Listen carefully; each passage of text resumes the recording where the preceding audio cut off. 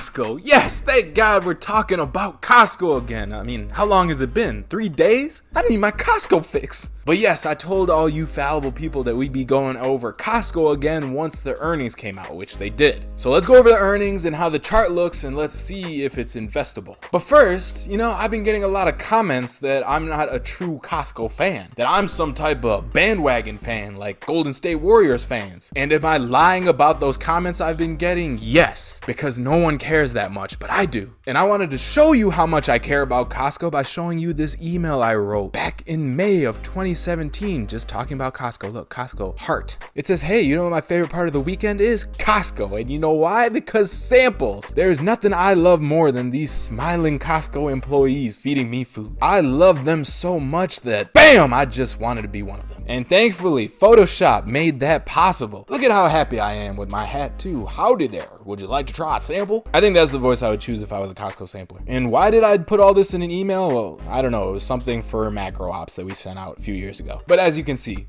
true Costco fan right here, not a faker. But okay, let's jump into it. So earnings came out on March 7th and Costco surprised big time by 32 cents. They just crushed estimates, and you can see that the market was pretty happy. Stock price jumped over 5% after those earnings came out. Now, Mr. DM Martin's research had a good article about why Costco's earnings were so good. And the main thing they showed that got investors excited was their year-over-year increase in their core margin. It went up to 13.2% versus 12.9% the year before. And if you remember from our previous videos, because this is what, part 5, we talked about how steady Costco's margins are and how razor thin they are, because they always give all the price savings to the customers, the Costco members. So they keep margins razor thin on purpose, and they make up that money in memberships. They're a service model company, actually. They don't operate like other grocery stores. So as far as the causes behind improving that margin, first they had a more favorable revenue mix away from fresh foods and towards higher margin organics. So they changed up their product mix a little bit. And we all know how expensive those damn organic things are. I still don't know what organic exactly means, because everyone just slaps it on everything. I'll pick up 2 bags of spinach and they will tell me that one is different, even though they're both green and look exactly the same, but one is supposed to be organic. Tastes the same. But I guess if you're bougie, organic tastes better because you get to spend more on it, right? That's how bouginess works.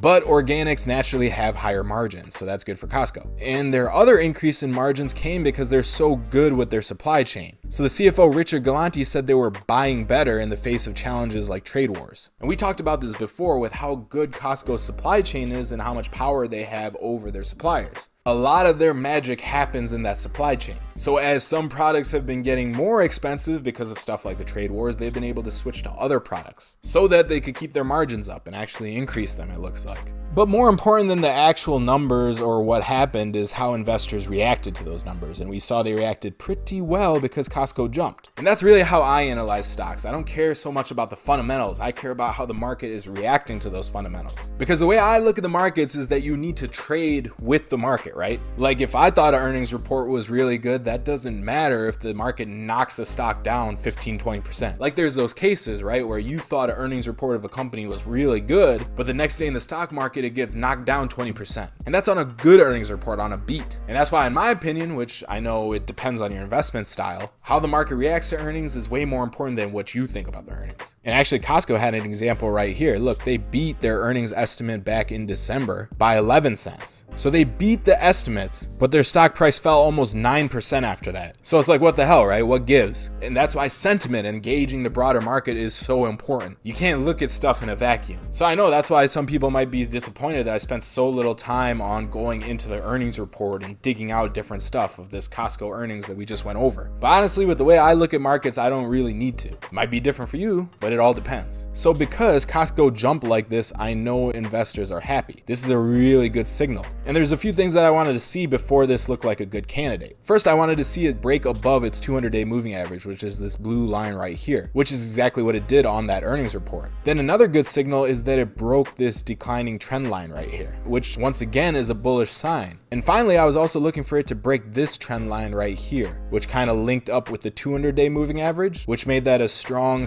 resistance level. Breaking that is a great sign. Now, of course, on the way up from here, it's going to face more resistance levels right here, here, and here again. But this could potentially be a good entry point. And that's just me telling you how I would evaluate it discretionarily. Full disclosure, I've moved away from that type of investing. I'm completely systematic now. And you've heard me talk about the NASDAQ All-Stars and how I'm only trading the NASDAQ 100 and it's a rotational momentum model. And actually, if you want to hear more about how I trade, you could check out this video I put together that explains it all. I'll link to it above right here and down below in the comments and description and all that. So that video goes over my current strategy. But of course, everyone has their own strategy, right? So there's many different ways to look at a stock. So I prefer sentiment analysis. So when I see something like this and see how the market is reacting, that is a good signal for me. And this article also brought up another point about how skeptics will likely point out that Costco is still far from being a cheap stock. It's trading at a current year PE multiple of 29.3 versus Walmart's 20.5. So a more value-oriented guy looking at this might say Costco is too expensive. To me though, as a trend follower, that doesn't really matter. It's expensive now, it can get more expensive. Who cares? If the price is going up, I'm gonna get in it. That being said, I am not personally getting into Costco right now because it's outside of my universe. It doesn't fit into my system. So then you may be asking, why AK? Why did you do this whole series? I did it because I love learning about business models like Costco. There's a lot that we went over in these past videos that is applicable to my business, as well as giving me frameworks I could use to analyze other companies. And you know, it's all about lattice frameworks and Charlie Munger and, you know, another buzzword. So it is important to go over stuff like this. And we're not done going over Costco. I love it too much. There's so much we could learn from this because it connects to so many different places of the market with different companies and different business models. And it helps to connect all these different things back to Costco. That's how you build that spider web of stuff in your head, you know? Not saying my head is full of cobwebs or anything, but you know, the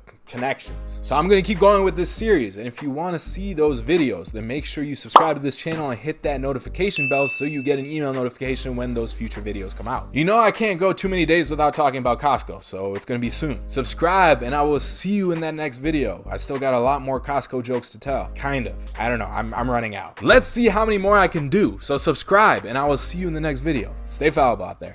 Bye.